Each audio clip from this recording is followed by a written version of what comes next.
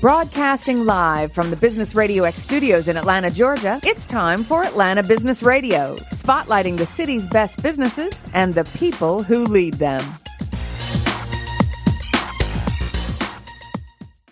Lee Cantor here with Stone Payton, another episode of Atlanta Business Radio. And Stone, this is going to be a fun one. Hey, this is going to be a fantastic segment. Please join me in welcoming to the broadcast President and CEO with ACG Atlanta, Melanie Brandt. How are you, Melanie? I'm good. How are you all? We are doing well. Melanie, before we get too far into things, tell us a little bit about ACG, the Association for Corporate Growth. Sure. Well, we're a networking organization, so similar to a Chamber of Commerce model where we've got members and events. We are part of a global organization, so I run the Atlanta chapter, which is one of the largest and the more active of the chapters. And the organization is dedicated to growing the middle market. The mission is driving middle market growth. So the middle market, for those that don't know, is somewhere, everyone defines it a little bit differently, but it's somewhere between 10 million in revenue all the way up to maybe $1 billion in revenue. So there's a ton of organizations out there that support entrepreneurs in Atlanta, which is wonderful. And then, of course, the big Fortune companies hire people that they need to support their businesses. It's that middle area that is a third of the GDP. It's a gigantic portion of the business community. It's a gigantic portion of the employees and employers in really any metro, but certainly Atlanta. We support that middle market. And when you say support, what are you talking about? What are some of the ways you support that group? Well, there's a few different things we do. Number one, I think the most important is the connections. So middle market companies often grow organically, and sometimes they need external capital for that. So we can connect them with external capital providers.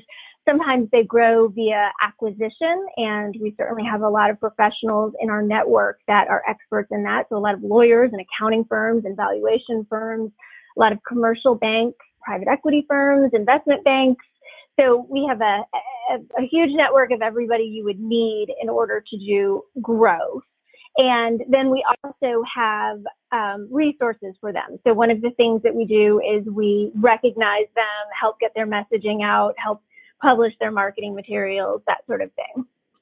So now you have a community that you've developed over the years that have all the kind of significant players, maybe they're vendors. And then you also have opportunities for younger people who want to either aspire to be those future leaders or, want to get a job even. So can you talk about how you serve that group as well? Sure. Well, we have the ACG Emerging Leaders group. And so it used to be called Young Professionals. Now we call it Emerging Leaders.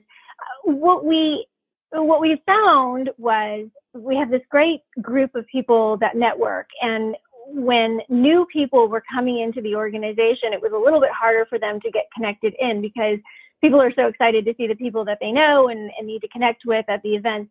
We created that subgroup so that they could network with one another and then pull them into the bigger group and help them make inroads that way. And then we also have a program called ACG University where we go through, it's a monthly course, we go through all of the different elements of a merger or an acquisition and have different experts come and talk to them about that. So there's a training element that we offer as well, but anybody can go to the Emerging Leaders events. Those are more social. They do have content as well, but they're mostly networking connection events. Now, how many companies would you say in the metro Atlanta area kind of fit the profile of the appropriate size company to fit inside ACG? And then of that, how many are actively involved in the group? We've been recognizing the 40 fastest middle market companies for over 12 years. And then through that, what we do is we get applications from middle market companies. They give us their revenue numbers and their employee numbers. And then we identify which companies are the fastest growing. So the fastest growing 40, but we get maybe 100 applications in every year. So I would say overall, I mean, our database of middle market companies that we know and that hopefully know us is upward, maybe around the 500 to 800 person mark. Wow. So there's quite a few that meet that profile and that are that actively involved. That's fantastic. Some of your work involves events, and the current crisis we're having right now has kind of put a damper on events of all size. Can you talk about the Georgia Fast 40 and the suspension of that event and how that decision was made and what the plans for the future are? Sure. Well, and it was so devastating and disappointing. I mean, obviously the health concerns and all of the loss that's going on right now is at the forefront of everybody's minds and in our prayers. There are a lot of people that have worked on this event, and it's something that we look forward to, and it's something that we think is really supportive of the community. A lot of times these middle market companies are so heads down, they're not getting recognition for what they do. And so one of the things that recognition does for them is it helps differentiate them in the market. It helps connect them to other resources to help them grow, and it helps them hire because everybody wants to work for a successful, fast-growing company. And so we hated not doing it, but it's a 6-month process. So we start working on it in November, where we get together as a committee. There's 45 people on the committee, and we start planning. We start figuring out the messaging. We start figuring out who to nominate for the event. And we were, several months into the planning already when all of this happened. We just felt like companies right now are just really struggling operationally. Things are a lot different than they were a month ago, certainly more different than they were 2 months ago. And we just felt like come June, even if the CDC regulations were lifted and it was appropriate to start having events again, we just weren't sure those companies would want to be celebrating their 2019 growth. What's the plans moving forward? This is an important event for a lot of different reasons. It's important to our organization. I think it's important to the community, and I do think it's important to the middle market companies in Atlanta. We definitely are going to continue with the event in 2021, but this unexpected downtime is a great opportunity for us to look at the process, really work on some operational excellence things that we can be doing behind the scenes and streamline the process for the companies. And we expect to be back bigger and better. We're really excited about the Fast 40 event in 2021. And I put this in the announcement. We're hoping that in addition to being able to celebrate growth, we're also going to be able to celebrate leadership and reemergence and charity and community and sustainability and all of the great stories that we're hearing already. I'll give you just one example. One of our Fast 40 companies last year was High Rose Ice Cream, and they donated a bunch of ice cream to Piedmont hospital workers. We're really excited to be telling those kind of stories, not just how people, hung on and thrived and hopefully thrived after the worst was over, but also what they did during this time to make a difference in the community and do some fantastic things. Are you seeing that as a trend in business of companies of this size, that having those additional stakeholders, not just their investors or their employees, but the community as a whole, is becoming more and more important? Yes. And in particular, the middle market, because they're small and they're nimble. They're not so small that they're watching every penny, but they're also not so big that they have shareholders. They can be nimble. They can do things because they're the right things to do in the community. Not that, big companies and little companies don't do that, but there's something in particular about this middle market space that gives them the ability to be very missional in the things that they do. We see that a lot, and it's fantastic. Now, are there things that the ACG does to help them be more kind of service-oriented? Is that do you feel part of your mission to kind of educate and explain the importance of having those additional stakeholders?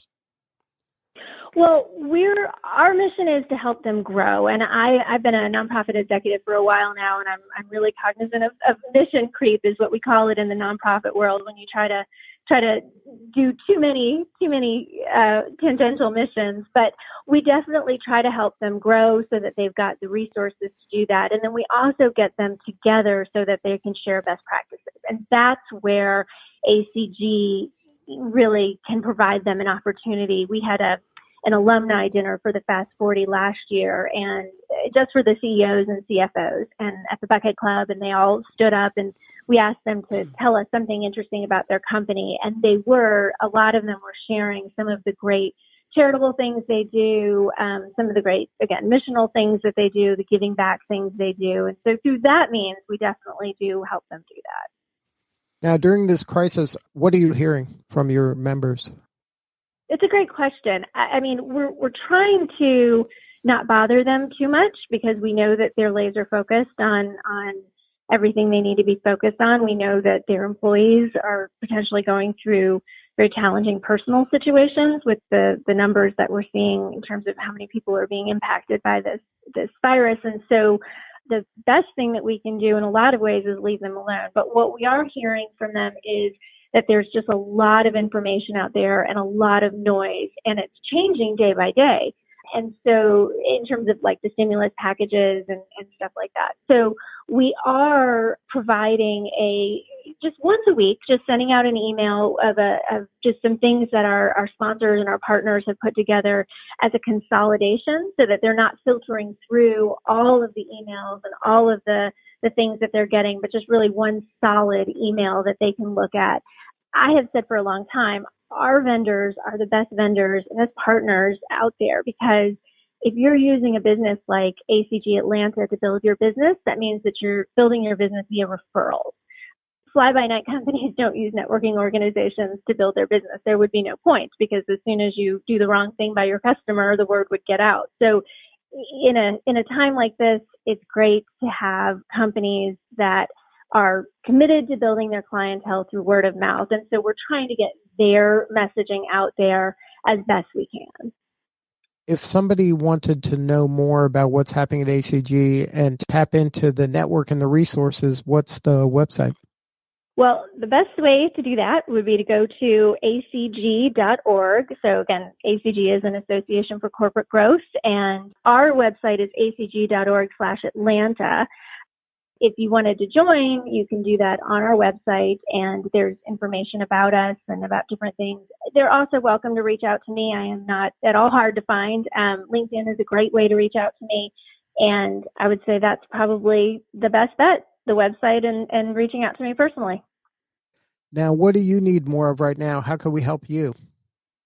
It's a great question. I would say one of the things that would be helpful is just input on what, certainly to the middle market companies, the middle market CEOs and CFOs that we support. If there were specific things that you need from us, we want to be like Elon Musk making ventilators. We don't mind pivoting and doing whatever we can do. So if there are things that we can do, let us know. Let me know, and we get to be small and nimble too right now, so we're happy to do that. Good stuff, Melanie. Well, you're doing important work, and you're serving an important constituency for Atlanta and the nation as a whole. These are, like you said, the companies that hire a lot of people and they serve a lot of people, and this is a difficult time for them as well as their employees and the people that they sell to. So congrats on all your success, and congrats on the success of ACG. It's doing important work.